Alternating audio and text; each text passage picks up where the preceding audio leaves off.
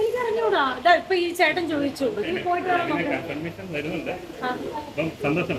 ഓ അതെ, ആര് വിൻ ചെയ്താലും, കാരണം എന്തായാലും ആ ഒരു ഫൈനൽ ഫൈവിലോട്ട് എത്താൻ വേണ്ടി എല്ലാവരും നല്ല രീതിയിൽ വർക്ക് ചെയ്തിട്ടുണ്ട്. എന്നിട്ട് അതിൽ ഡിസേർവിംഗ് ആയിട്ടുള്ള ഒരു പേഴ്സൺ വിൻ ചെയ്യണമെന്നുണ്ടെങ്കിൽ അടിപൊളിയായിരുന്നു.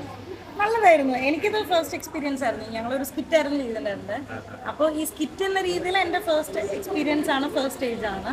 അതും നല്ല എക്സ്പീരിയൻസ്ഡ് ആയിട്ടുള്ളവരെ, വീണ ചേച്ചി, നോബിച്ചേട്ടൻ, അഖിലേട്ടൻ, സൂരജേട്ടൻ, അപ്പോൾ അവരുടെ കൂടെയൊക്കെ ചെയ്യാൻ പറ്റിയതിൽ ഒരുപാട് സന്തോഷം. കഴിഞ്ഞ പ്രാവശ്യം വൻപൻ ടെസ്റ്റ് ആയിരുന്നു രണ്ടാം സ്ഥാനത്ത് എത്തിയത്. ആരും പ്രതീക്ഷിക്കാതെ രണ്ടാം സ്ഥാനം നേടി അവസാനമല്ലേ. അതേപോലെ ടെസ്റ്റുകളൊക്കെ ഈ പ്രാവശ്യം നമുക്ക് പ്രതീക്ഷിക്കാമോ?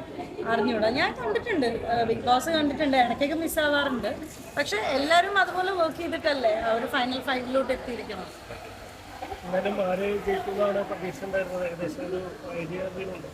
എനിക്ക് പ്രതീക്ഷ ഉണ്ടായിരുന്നത് ലാസ്റ്റ് മൊമെന്റിൽ നമ്മുടെ ശ്രീതു ഔട്ടായപ്പോൾ ശ്രീതുവിന് ഇഷ്ടപ്പെടുന്ന കുറെ ഫാൻസ് അർജുനും കൂടെ, അർജുൻ ഓൾറെഡി നല്ല ഫാൻ ബേസ് ഉണ്ടായിരുന്നല്ലേ, അപ്പോൾ ശ്രീതുയുടെ വോട്ട് അർജുന് വരുമ്പോൾ അർജുൻ ചിലപ്പോൾ ഫസ്റ്റ് ആവാൻ ചാൻസ് ഉണ്ട്. എനിക്ക് അങ്ങനെയാണ് ഞാൻ തോന്നിയത്. ഇനി എങ്ങനെയാണെന്ന് നോക്കാം. ഇനിയിപ്പോൾ കുറച്ച് മണിക്കൂറല്ലേ ഉള്ളൂ. അർജുൻ സെക്കൻഡ്. നിമിഷയെ സംബന്ധിച്ചിടത്തോളം സൈബർ അറ്റാക്ക് ഒരുപാട് ഉണ്ടായ ഒരാളാണ്. ഈ സ്വാഭാവികമായിട്ട് ഈ സീസൺ കഴിയുമ്പോൾ എന്നാണെങ്കിലും സൈബർ അറ്റാക്കുകൾ ഉണ്ടാവും, ഉണ്ടാകാൻ ചാൻസ് ഉണ്ട്. അപ്പം പ്രേക്ഷകരോട് എന്നാ പറയാനുള്ളത്? ഈ പ്രേക്ഷകരല്ലാതെ ഈ ഫാൻ ഫൈറ്റ് ചെയ്യുന്നവരില്ലേ, അവരോടെന്താണ് പറയാനുള്ളത്? അല്ല, നമ്മൾ നമ്മുടെ ഫാൻസിനെ സപ്പോർട്ട് ചെയ്യുന്നതിൽ ഒരു തെറ്റുമില്ല. കാരണം നമ്മൾ ഇഷ്ടമുള്ള ആളുകളെയാണല്ലോ നമ്മൾ സപ്പോർട്ട് ചെയ്യുന്നത്. അത് നല്ലൊരു കാര്യമാണ്.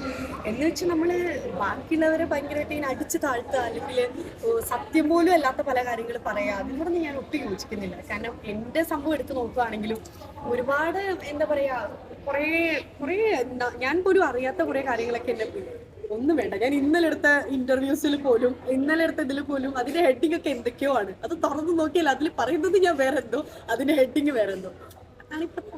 എനിക്ക് തോന്നുന്നു കാലം മുന്നോട്ട് പോയപ്പോൾ ദിൽഷയുടെ പല ഇഷ്യൂസും സോൾവ് ആയെന്ന് തോന്നുന്നു അല്ലേ?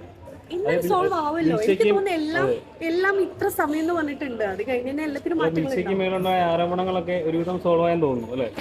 അങ്ങനെയൊന്നുമില്ല. ഇപ്പോഴും കുറെ പേര് പറയുന്നവരുണ്ട്, പറയാത്തവരുണ്ട്. ഞാനിപ്പോ അതൊന്നും നോക്കുന്നില്ല. ഞാൻ എന്റെ കരിയറിലാണ് ഇപ്പോൾ കൂടുതൽ